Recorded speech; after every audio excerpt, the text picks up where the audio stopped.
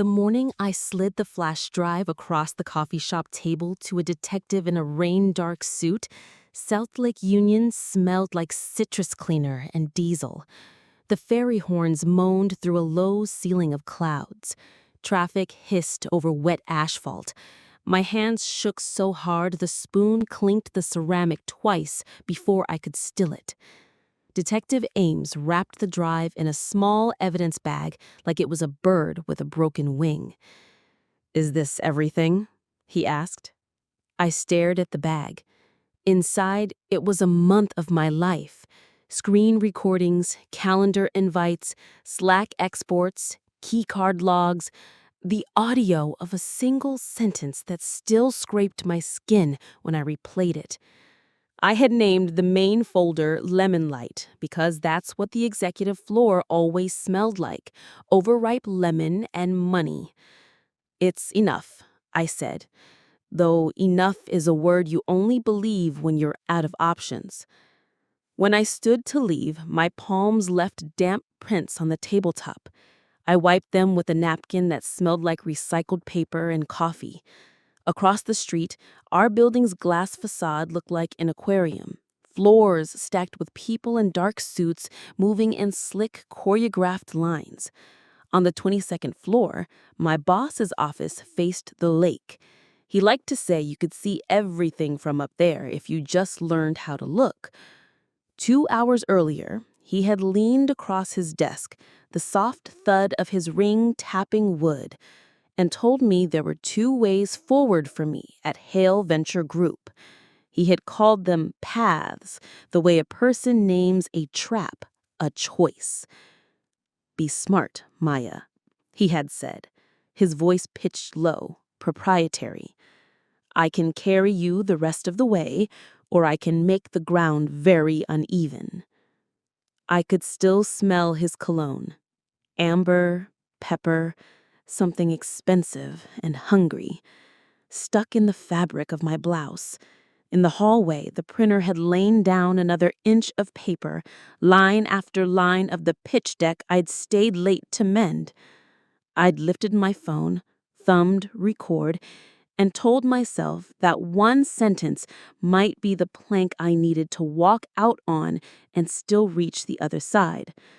When Detective Ames pocketed the drive, rain drummed on the awning in a quick, angry tempo.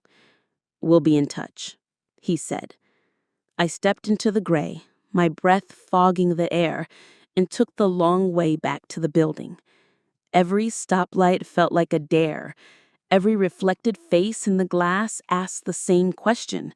What kind of assistant records her boss? The kind who knows the elevator's about to drop and refuses to be under it when it does. My name is Maya Rivera, 27, a first-generation college graduate from Yakima, who learned to make spreadsheets before I learned to make small talk. I moved to Seattle with 2 suitcases, an overfed plant, and the firm belief that hard work was a currency you could always spend. By day, I was the junior executive assistant to Victor Hale, the face and voice of Hale Venture Group, a man who described himself as in the business of acceleration. He wore charcoal suits that never wrinkled, white shirts with cuffs that flashed a tasteful, predatory glint of cufflink. He didn't walk so much as arrive. When he laughed, the room behaved. By night, I went home to a studio apartment that smelled faintly of my downstairs neighbor's curry and the salt of the lake when the wind was right. I meal prepped on Sundays, ran volunteer park on Wednesdays, and called my mom every Friday night while rinsing rice, a ritual that made the week feel buttoned. The job was supposed to be a bridge. 2 years close to power to learn how the machine runs, then business school, then a life with fewer coupon codes. I was good at the work that never makes headlines, pulling flights together when snow trapped Denver, smoothing a calendar so 3 cities fit into 2 days, reading a 40-page term sheet at 1 a.m. and finding the one number that would have made a founder's promise a noose. My superpower was polite relentlessness. I could get a signature from a man who didn't want to sign, an RSVP from a woman who didn't want to be seen, and a custom cake delivered to a yacht before it left the dock. Victor didn't notice me at first. Or if he did, he noticed me the way you notice a device that works, only when it doesn't. He had a senior assistant, Elise, with the kind of calm you can fold a week into. She taught me where the better coffee was, who to never surprise, and how to read the weather of the floor by the slope of Victor's shoulders. He was divorced, childless, allergic to cats, and the feeling of waiting. The office air had that expensive lemon scent, like the idea of cleanliness. I learned to wear soft shoes. I learned to hold my breath when doors opened. The first time Victor said my name like it belonged to him was 3 months in. He called me Miss Rivera when he needed something moved, Maya when he needed something bent. He started asking me to sit in on meetings for exposure, to stay late for experience, to fly to San Francisco for proximity. None of it was technically outside my job description. All of it added up to a life that required perfume that outlasted midnight and a second pair of heels in a drawer. My mother's voice on Fridays asked if I was eating enough. I told her I was learning. I told her I was fine. I didn't tell her about the way my heart sped up when the elevator opened on 22 and I saw Victor's silhouette against the lake, a cutout shake that told my body to brace. There was also Jonah, a project manager from another floor, who laughed like he'd found a sale, who brought me chai without asking how I took it because he'd watched and learned. He knew the security guard's name and the janitor's daughter's name. He texted me photos of dogs he saw on his run. He said we were all climbing the same mountain, just different footholds. I believed him until I couldn't. If you had asked me then what I loved, I would have said the click of a calendar puzzle solved, the smell of rain on the way up Pine, the way a good sentence can work on a room like a good song. I would not have said control. But that's the truth. I loved what numbers do when you tell them to arrange themselves. I loved the illusion that if I labeled the folders right, travel, decks, hail, Q4, my life would file itself into sense. The truth about power is that you don't know how close you are to it until it thinks you're close enough to get burned. What changes when the man who signs your checks starts signing your name in his head? It started on a Tuesday with the door that didn't close all the way. Victor had asked me to stay late to polish a deck for a fintech founder whose hoodie cost what my rent did. It was 8:47 p.m. The office had that emptied out hum, the carpet holding the day's footsteps like a cooling pan holds heat. I brought in a marked copy and stopped just inside his office. He was on a call, staring at the lake like it owed him something. "Come in," he mouthed, flicking his fingers. I stepped in. The lemon scent in his office was stronger, as if success needed to be sterilized to keep from spoiling. He ended the call, then leaned back, the leather making a soft animal sound. He glanced at the door. It had bounced and left a slim slice of glass. "Close that," he said. I did. When I turned, he was closer than he'd been a second before. He took the marked deck and set it aside like he was setting aside the reason I was there. "You're efficient and loyal. That combination is rare." He said it the way chefs talk to knives. I nodded, because nodding is the safest movement in a room like that. He smiled without showing teeth. "I like to reward rare things," he went on. "Elevators move slower for most people. I can make yours faster." Something in my chest moved sideways. "I'm here to work," I said. "I know," he said, and his hand brushed my sleeve. Not an accident, not the clumsy bump of colleagues, but the way someone tests a surface for heat. I stepped back. "Do you need anything else for the deck?" I asked, keeping my voice brisk, my face the neutral of a hallway. He watched me step back. His pupils did a slow, satisfied expansion, like a camera adjusting to a new shot. He said, "We'll discuss your raise. Let's have dinner. Just us. I need my lieutenants aligned." "I'm not your lieutenant," I said. "Not yet," he said.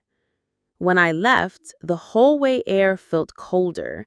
I could smell the printer's warm, dusty breath. In the elevator, I watched the numbers descend like they were counting me down to a version of myself I hadn't agreed to be. 2 days later, he joked in a meeting about how I knew how to take dictation. And the few people who laughed did it the way you laugh at thunder when you're trying to show you're not scared. Later that week, he stood behind me while I typed and put 2 fingers on the back of my chair, a touch too light to be reported and too heavy to be ignored.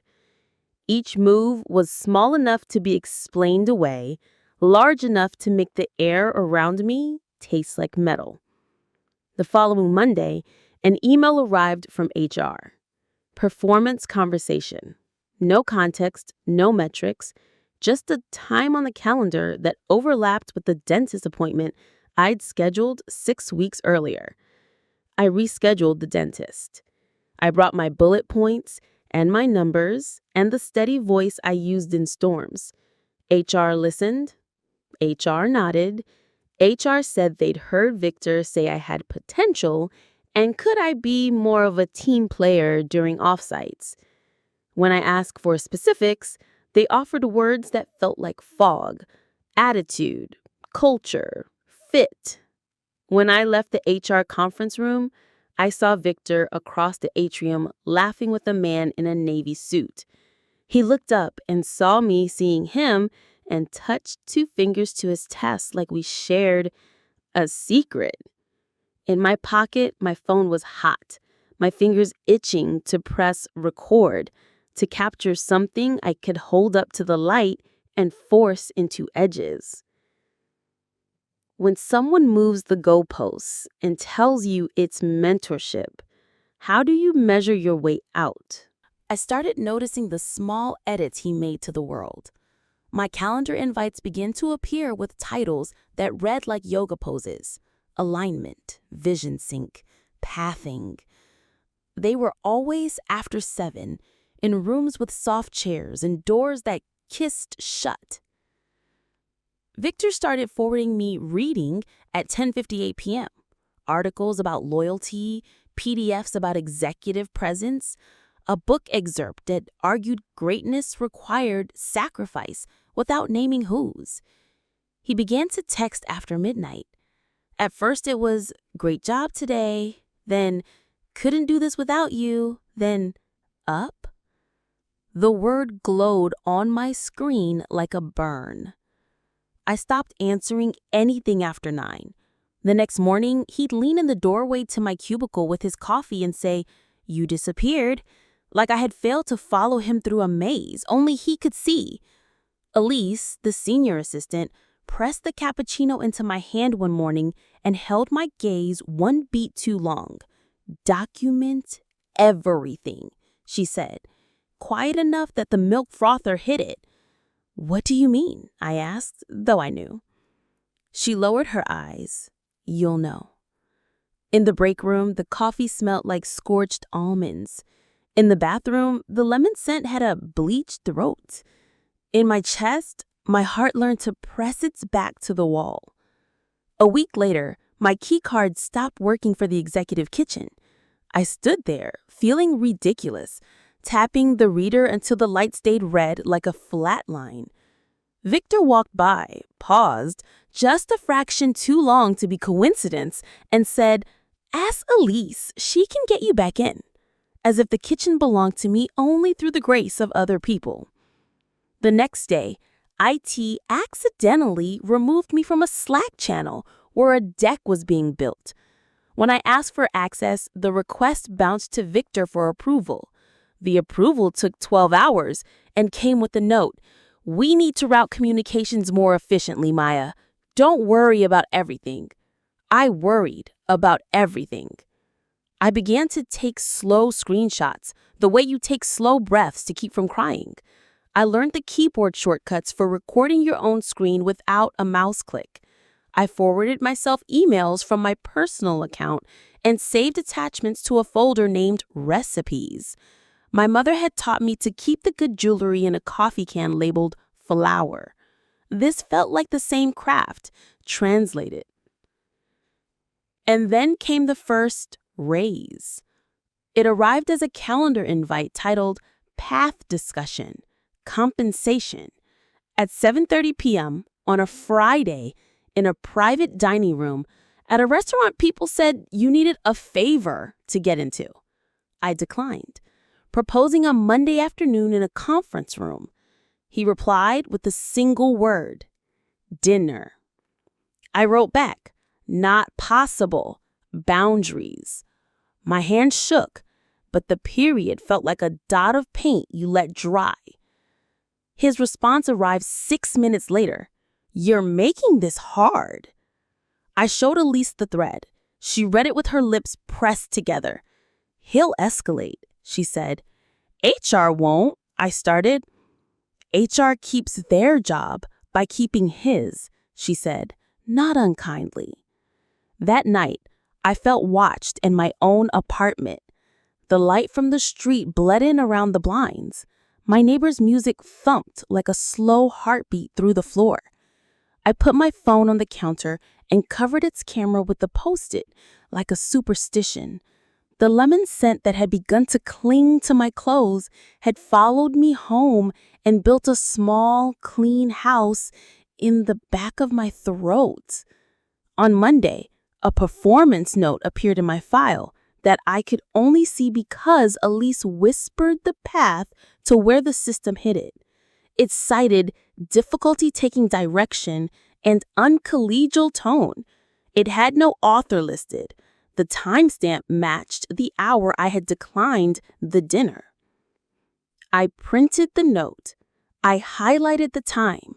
I slid it into a folder with a cracked spine. I labeled the folder Weather, because this is what this was. Pressure dropping, wind turning, something big rolling in. Jonah asked me to grab a coffee at 3. I said yes because saying yes to normal things felt like a way to keep the ground steady. He told me about his sister's kid and an off-site where VP made a toast that made him want to throw his glass at the wall. When I told him, carefully, a version of what was happening, he went very still. Do you want me to talk to him? He asked.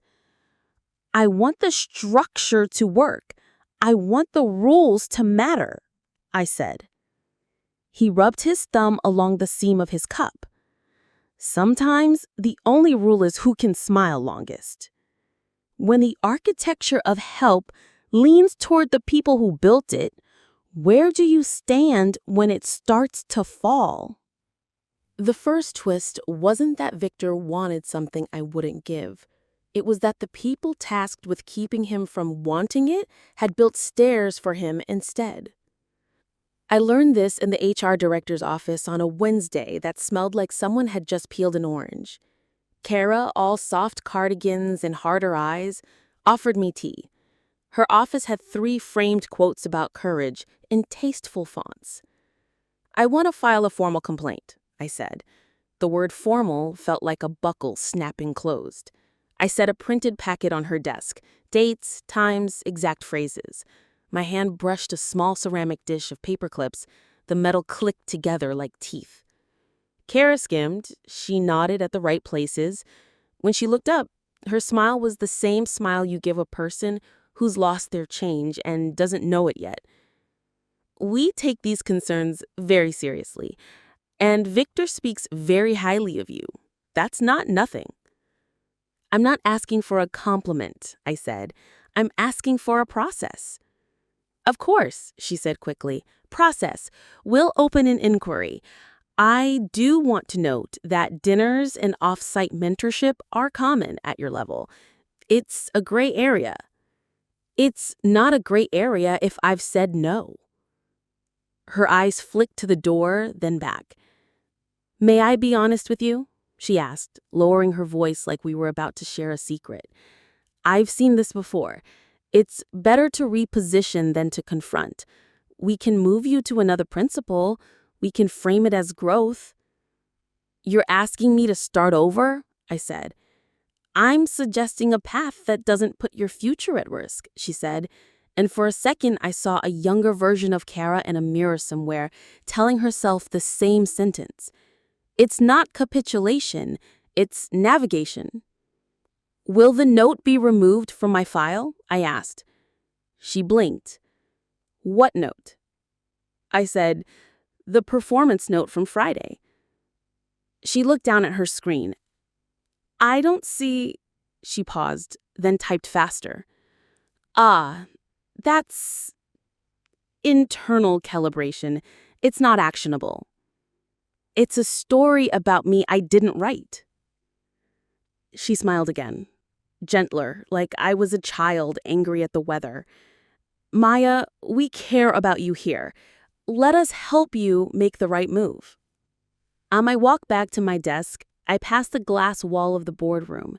Victor stood at the head of the table, palms flat, talking with that measured, hungry calm he used when he needed a room to want something it didn't know it wanted yet.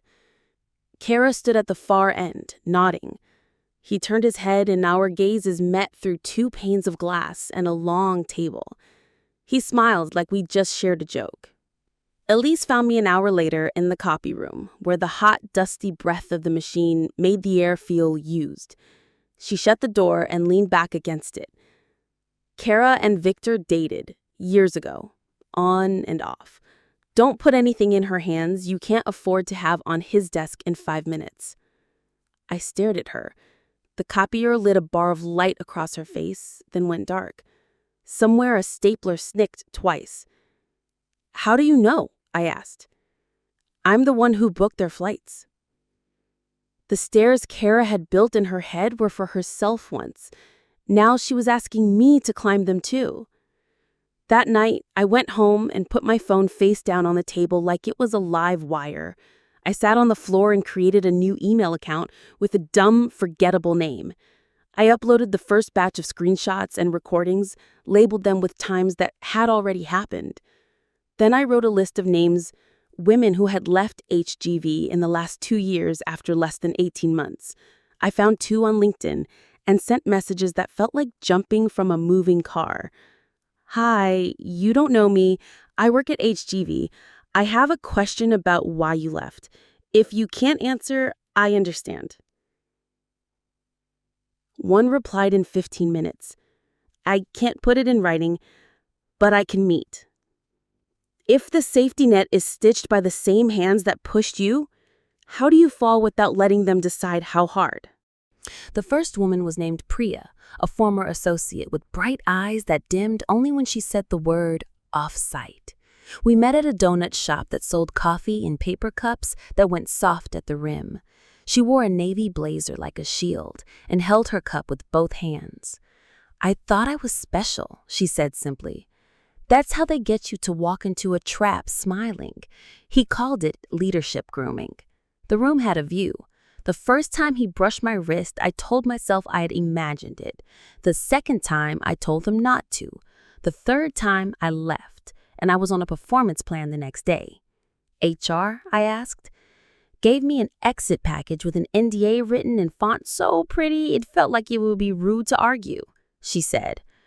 Why did you agree? I asked, softer than the question deserved.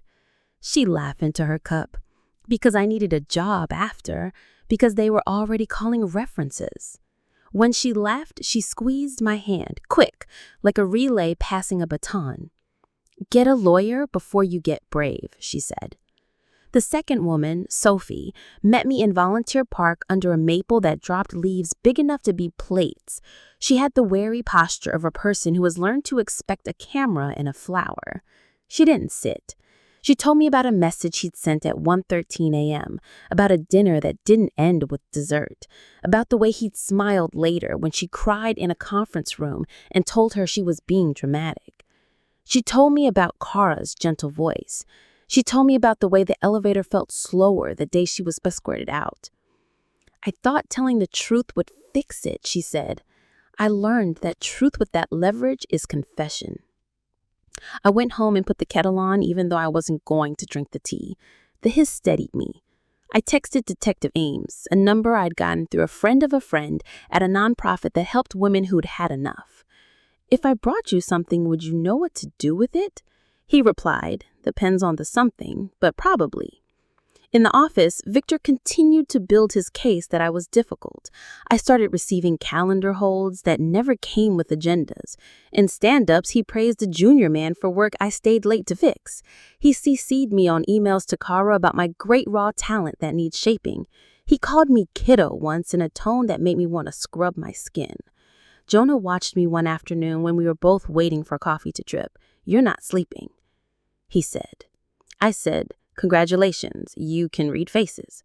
"That, and you sent me a deck at 3:09 a.m. with a file name that looked like you'd smashed your forehead on the keyboard." I almost told him everything. His face made you want to trust gravity again. But I had learned the floor could tilt when you least expected it. "Have you ever thought of leaving?" I asked instead. He looked at the coffee as if it could answer. "I thought of staying and building a better floor." The next Friday, Victor called me into his office at 6:57 p.m. The floor was almost empty. The lemon smell felt stronger at night, like someone had spried success to make sure it didn't sleep. He gestured to the chair. I stood. "I'm concerned about your commitment," he said, steepling his fingers with a small show of sorrow. "My work is on time and accurate," I said. "We're not talking about tasks, we're talking about attitude." I heard Kara in his voice like a harmony. I took out my phone and set it on the desk in front of me, open to my calendar. "Dinner is a no. Texting after 9 is a no. Touching is a no. Performance notes tied to me saying no are retaliation. That's a legal word. I'm using it on purpose." He leaned back. The leather made that soft animal sound again. "Be careful, Maya. You're not the only one who can write a narrative," he said lightly. "Is that a threat?" I asked. "It's a fact," and he smiled. I picked up my phone. My palms were damp. The room smelled like lemon and the last 3 men who had sat in that chair and said yes. I walked out and into the stairwell because the elevator felt like a mouth. On the stairs, my breath sounded too loud. The concrete was cooled through my shoes. I sat and texted Priya, "Lawyer recommendation." Then I texted the friend of a friend who had mentioned Detective Ames. "I'm ready." The lawyer, Miss Chen, met me on a Sunday in an office that felt like a safe house. Plain carpet, a fern doing its best, a window that looked at ordinary sky. She read my packet. She told me what was civil and what might be criminal and what was brutal in its legality. "We'll keep this out of HR for now," she said. "We go to the board's independent chair. We copy legal. We phrase it like a gift. We want to improve culture. And meanwhile, we build the record."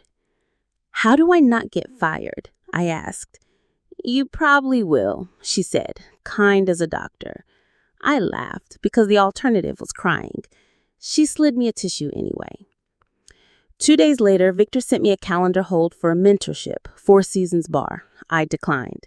He replied with a thumbs-up emoji that felt like a hand on the back of my neck. That was the night I pressed record before I walked into his office. That was the night he said the sentence about paths.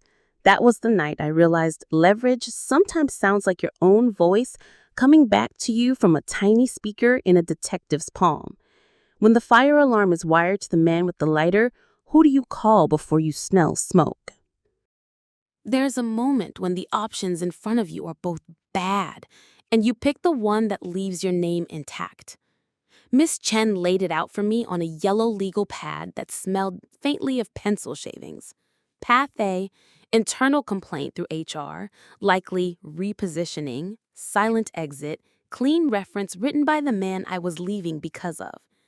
Path B, external report, risk of retaliation, public miss, other women finding me because I'd made myself findable.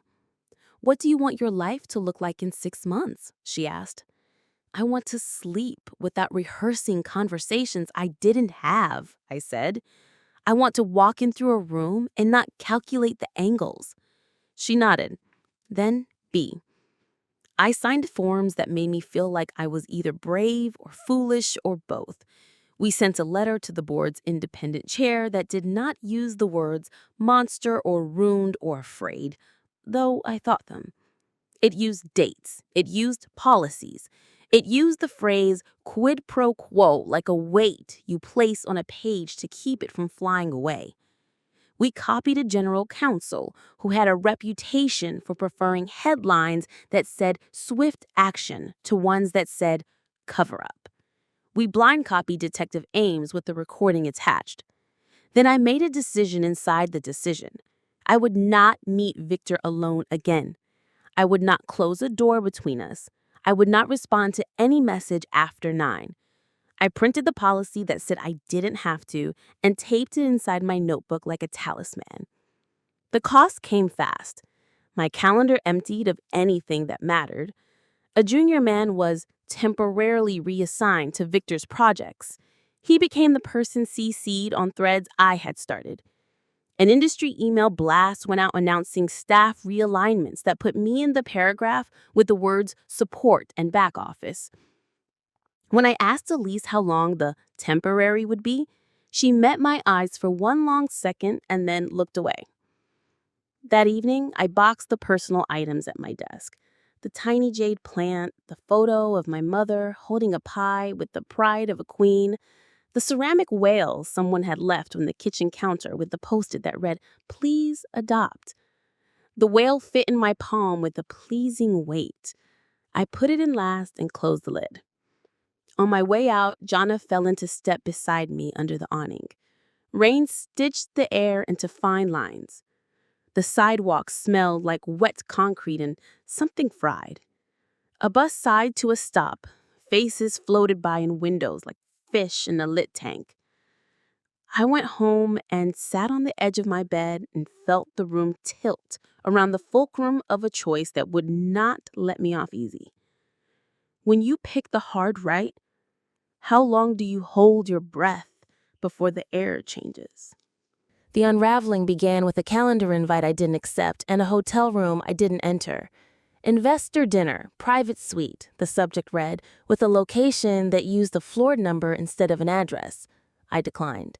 Victor replied, "We'll talk when you're ready to be reasonable." I forwarded the exchange to Ms. Chen, who forwarded it to the general counsel with the sentence I wanted to frame. "This is precisely the behavior our client has documented." The board chair responded within a day. They were engaging independent counsel to review concerns raised. It sounded like someone turning a ship with a soup spoon. In the office, you could feel the hum change. People lowered their voices. Doors stayed slightly ajar, like a new etiquette had arrived. Then came the second twist. A plain manila envelope appeared on my apartment doormat with no return address. Inside was a single sheet of paper printed with a list of names and file numbers, labeled confidential settlements. There were dates, amounts, and initials. I recognized PS, SL, and a set of letters that made my stomach pitch. EM. Elise. I stared until the page blurred. Then I called Elise. We met at the bakery on the corner because it was loud and smelt like butter and sugar instead of lemon and law. She came in wearing the same calm and a sweater I'd seen 10 times. She held the sheet as if it might bite.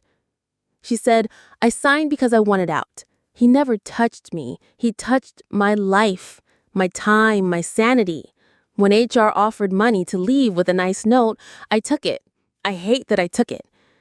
I also love my mortgage." I said, "Did you put this on my mat?" She shook her head. "I wouldn't risk your case that way."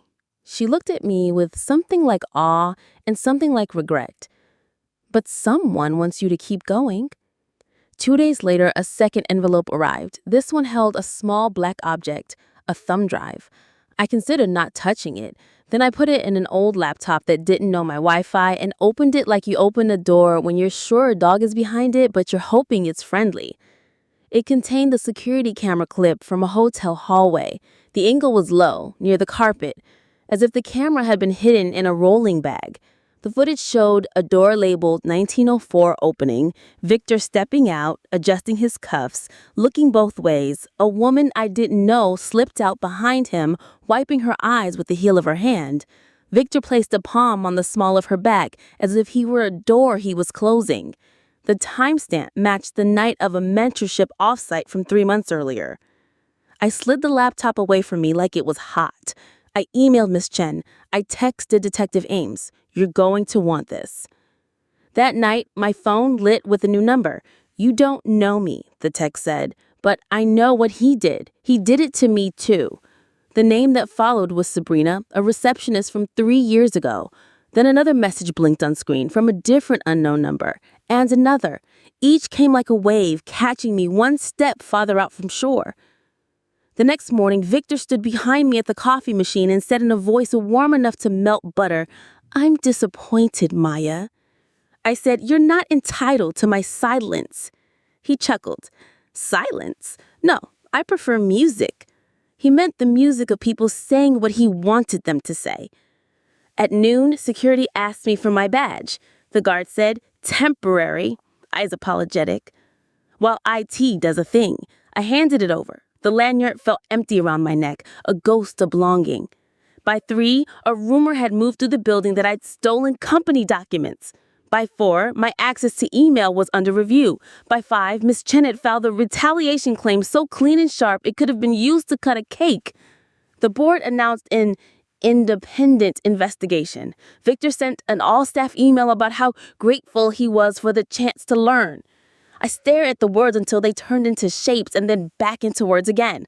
My skin crawled with the feeling you get when someone lies and expects you to decorate the lie with a bow. At 9 o'clock that night, a message pinged my secret email. "Meet me at the Four Seasons Bar tomorrow at 7. I'll be wearing a green dress. Don't come alone." The sender was anonymous. The subject line read, "Video." I sent the screenshot to Miss Chen and Detective Ames. Miss Chen replied, "Do not meet alone. We'll have eyes in the room. Detective Ames, I will be there before you. Sit where you can see the door." When I closed my laptop, my apartment sounded too quiet. I lay on the rug and watched the ceiling fan unspool the air. I pressed my palm to my chest and felt my heart beat like a fist against a door. When truth starts arriving faster than you can carry it, how do you keep from dropping your own name? The Four Seasons bar smelled like citrus and old wood and the kind of money that doesn't carry a wallet. The lighting did flattering things to faces. The ice in the glasses sounded like careful decisions. I sat at a small table that wobbled in a way that made me want to fix it with a sugar packet. At 6:55 p.m., a woman in green dress slid onto the stool 2 down from me. She didn't look at me. She ordered sparkling water in a voice that trembled only once. She took out her phone and placed it face down. In the mirror behind the bar, I watched Detective Ames take a seat where he could see both exits and the reflection of the door. Miss Chen texted, "We've got you." At 7:03, Victor walked in. He didn't look around. Men like him assume rooms arrange themselves. He spoke to the host, then to the bartender, then turned as if drawn by a string. His gaze passed over the woman in green as if she were a painting he didn't have time for. It landed on me. "Good," he said like I'd kept an appointment. "You've decided to be reasonable." "I'm here to listen," I said. "Listening is a promotion," he said, amused. He glanced at the woman in green and then back at me. "Let's not make a scene." He suggested a private suite. I suggested staying where the ice could hear us. He smiled that tight smile men use when they forget which mask they've put on. He leaned in, and I caught the peppery, hungry cologne. "You've made mistakes," he said. "I can protect you from them." "You're offering protection from you," I said. "From outcomes," he corrected. He slid a small folded paper toward me, a new offer, numbers that would have made a different version of me dizzy. "You'll sign a standard document, mutual respect, mutual silence. We'll call it repositioning." Behind him, The woman in green lifted her sparkling water and touched the rim to her bottom lip without drinking. In the mirror, behind the bar, I watched Detective Ames take a seat where he could see both exits and the reflection of the door. Miss Chen texted, "We've got you." At 7:03, Victor walked in. He didn't look around. Men like him assume rooms arrange themselves. He spoke to the host, then to the bartender, then turned as if drawn by a string. His gaze passed over the woman in green as if she were a painting he didn't have time for. It landed on me. "Good," he said like I'd kept an appointment. "You've decided to be reasonable." "I'm here to listen," I said. "Listening is a promotion," he said, amused. He glanced at the woman in green and then back at me. "Let's not make a scene." He suggested a private suite. I suggested staying where the ice could hear us. He smiled that tight smile men use when they forget which mask they've put on. He leaned in, and I caught the peppery, hungry cologne. "You've made mistakes," he said. "I can protect you from them." "You're offering protection from you," I said. "From outcomes," he corrected. He slid a small folded paper toward me. A new offer. Numbers that would have made a different version of me dizzy. "You'll sign a standard document. Mutual respect, mutual silence. We'll call it repositioning." Behind him, the woman in green lifted her sparkling water and touched the rim to her bottom lip without drinking. In the mirror, I saw her eyes. They were the eyes of a person trying to be a witness to her own life. "What about the others? Priya, Sophie, Elise, Sabrina?" He blinked. Just once. "History," he said.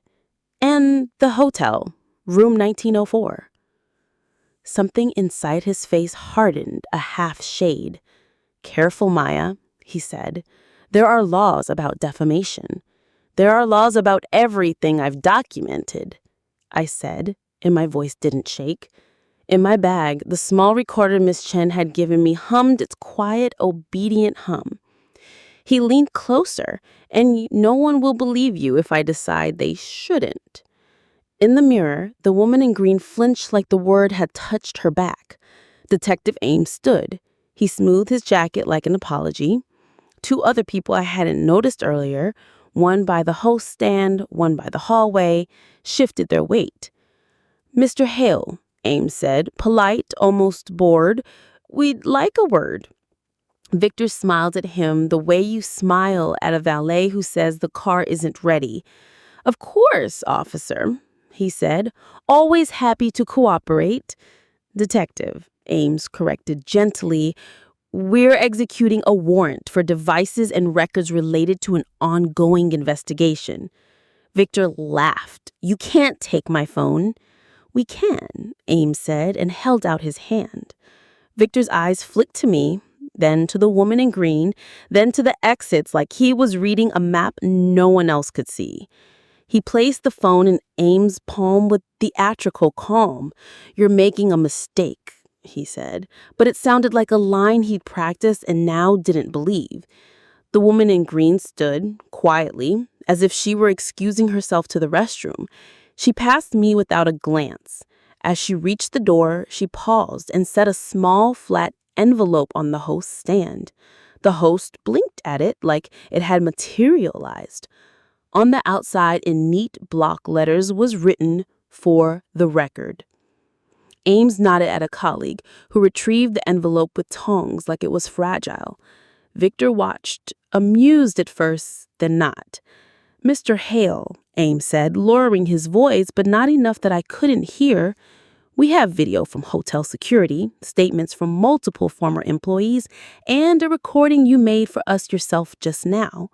Victor turned to me, something finally naked in his eyes. "You set me up," he said, but he meant you didn't play. "I told you my boundaries. You pushed." The next moments were fast and slow at once. A manager appeared with a smile that didn't reach his eyes. The bar sound changed, quieter, then noisy again, like a wave. Someone placed a gentle hand on my elbow. Miss Chen's voice in my ear, "Breathe and don't talk. The woman in green walked into the hallway and disappeared like a good ghost. Outside, the air felt washed. Sirens stretched the distance. The hotel awning glowed the color of expensive honey. I stood beneath it and realized my hands were steady. Victor walked out between two detectives, not cuffed yet, but contained in a way that I had not seen before. He glanced at me as if I were an equation he had miscalculated by a decimal place. "You'll regret this," he said softly. I thought of the jade plant on my desk, the ceramic whale, my mother's pie, the lemon smell that had colonized my clothes. I already spent my regret on months when I didn't speak. When the tide finally turns, what do you do with all the air you were saving? The company sent an all-staff email the next day announcing that Victor was stepping aside pending the outcome of an independent review. The press release used a photo of him looking into middle distance as if he were thinking noble thoughts about innovation. It did not use the words investigation or multiple women or pattern. My name did not appear. That was good, and it stung. HR offered to support my transition with a package I forwarded to Miss Chen without opening. The board's independent chair asked to meet me in a conference room that smelt like new carpet and old decisions. She was a small woman with a precise haircut and a pen that clicked once before every sentence. "We failed you," she said. "I can't undo that, but I intend to fix what can be fixed. Start with the people, not the optics." They hired an outside firm. They interviewed everyone, even the security guards who had learned the exact degree the executive doors closed. Names appeared. Patterns etched themselves into memos like frost. Victor's devices told their own stories. The hotel video joined them. The woman in green sent her own lawyered letter. Sabrina, Priya, Sophie, Elise, others. We were a constellation suddenly visible because someone turned off the glamour lights. I was put on paid leave for my own protection, which is what they call the pause between the end of your old life and the start of whatever's next. I slept for 12 hours at a time for 3 days and then woke to a clean hunger. I ran in the rain until my shoes squelched. I learned how quiet my apartment could be when fear wasn't doing the decorating. Victor resigned, not because of me, the press would say, but because of personal reasons that everyone could smell. Kara took a leave of absence that turned permanent. The general counsel sent me a letter that used the words apologize and commitment and cultural change, and enclosed a check that was both too much and not nearly enough. I didn't go back. I took a job at a nonprofit 2 bus lines away that helps people document workplace abuse into something courts respect. The office smelled like burnt coffee and hope. We didn't have lemon cleaner. We had Lysol. The chairs wobbled, the window stuck. It felt like a place where truth might not need a bow to be let in. Elise found a role at a startup with a woman CEO who, in our first meeting, asked me what I needed to do my best work and then handed me a budget. Priya sent me a photo of the mountain she'd climbed in Montana with a caption that said, "I didn't think heights would feel like this." Jonah texted me on a Tuesday to say he'd stayed and was building a better floor. I believed him. On a Sunday, I took the ceramic whale down from my shelf, washed the dust from its back, and set it beside my sink. I like seeing it there. A small, improbable survivor. What do you call the moment you stop living in reaction to a man and start living in response to yourself? I think the word is room. I used to think safety was the right key card and the right heels. the ability to read a room and become what it wanted until it gave you what you needed. I know better now. Safety is a boundary you can say out loud while you look a person in the eye. It's a record you keep when you are being told to forget. It's the choice to name a thing without apologizing for the noise it makes. People will call what I did brave because that lets them keep their distance. It was not brave. It was arithmetic. The cost of silence had outgrown my salary. The interest was compounding. I paid the fee to exit the loan. I think about the woman in the green dress sometimes, how she steadied her glass and steadied the room, how she left without taking a bow, because we don't give yourself applause for not drowning. I think about Elise's steady hands, Priya's laugh that finally reached her eyes, Sophie's back upright under the maple. I think about the way the lemon scent left my clothes, one wash at a time. I still carry the recorder sometimes when I walk home late, not because I plan to use it, but because it reminds me that truth can be portable. I still love a clean calendar, a solved logistics knot, a sentence that lands. I love them more now that I don't use them to distract myself from what hurts. If I could tell my first day self one thing, it would be this. Your name is not a door that opens when someone stronger knocks. It's the luck you choose. I didn't burn my life down. I opened a window and let the smoke out. And in the clearer air, I could finally hear my own voice and believe it.